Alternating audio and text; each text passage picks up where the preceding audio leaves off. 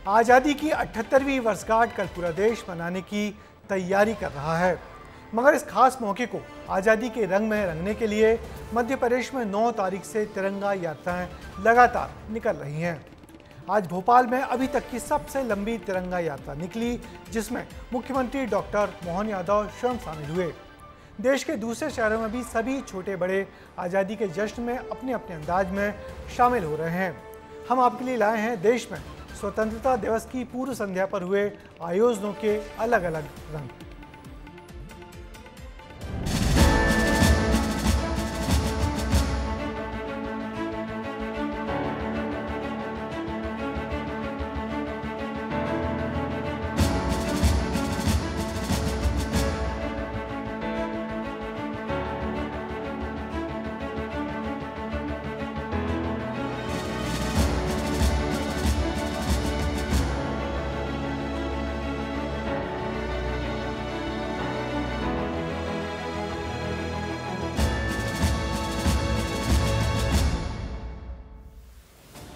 हाथों में झंडा और खुली जीप पर सवार नजारा मध्य प्रदेश की राजधानी भोपाल का है, जब सीएम डॉक्टर मोहन यादव तिरंगा यात्रा में शामिल हुए।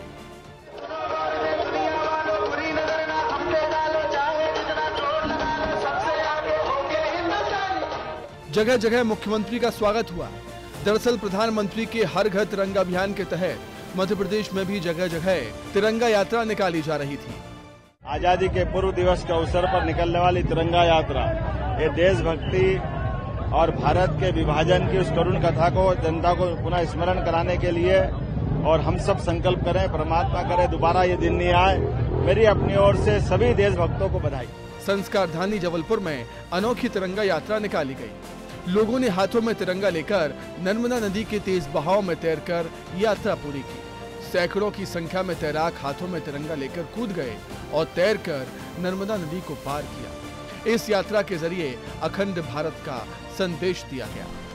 संस्कार धानी जबलपुर में एक ऐसी तिरंगा यात्रा निकाली जाती है जो ना बाइक पर होती है, न कार पर होती है और ना ही नाव पर होती है, बल्कि ये तिरंगा यात्रा होती है नर्मदा के तेज बहाव में तैरकर। और इस समय आप जो नज़ारा देख रहे हैं पूरा नर्मदा घाट है कि हर हाथ में तिरंगा होता है, हर चेहरे पर उत्साह आपको नजर आता है, देशभक्ति नजर आती है। और हर साल ये 14 अगस्त की सुबह नर्मदा तट पर निकाली जाती है। भारत के अलग अलग हिस्सों में तिरंगे के रंग बिखरे हुए हैं। जम्मू कश्मीर के रियासी में स्वतंत्रता दिवस से पहले चिनाब नदी पर बने दुनिया के सबसे ऊंचे रेलवे पुल पर 750 मीटर लंबे तिरंगे के साथ तिरंगा यात्रा निकाली गई।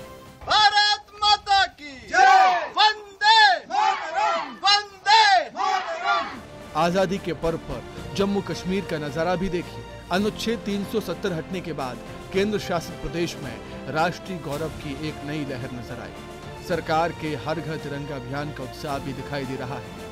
बारामुल्ला में 2.5 किलोमीटर लंबी तिरंगा यात्रा निकाली गई। कल प्रधानमंत्री 11वीं बार लाल किले से तिरंगा फहराएंगे। इसके बाद वो लगातार 11 बार लाल किले से भाषण देने वाले देश के तीसरे प्रधानमंत्री बन जाएंगे। इससे पहले नेहरू और इंदिरा गांधी ने ये उपलब्धि हासिल की है। हिंदुस्तान का हजारों सालों का इतिहास और उसमें कई सारी तहजीबों के पड़ाव। हम यहाँ पुरानी दिल्ली में खड़े हैं और पुरानी दिल्ली में एक और तहजीब का जो पड़ाव है वो है लाल किला, जहाँ से आप देख सकते हैं एक बड़ा सा गेट यहाँ से बनाया जा रहा है, इसे ढक दिया गया है।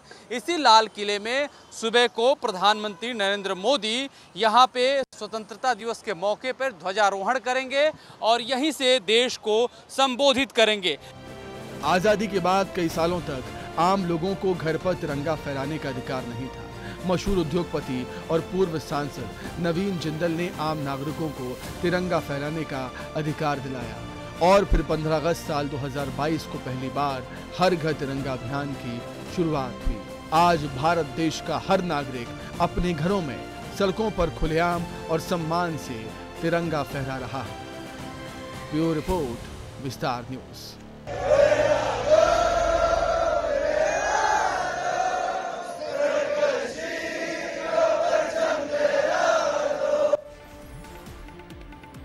तो कल आने वाले आज़ादी के पर्व के रंग में देश के सभी नागरिक रंग गए हैं।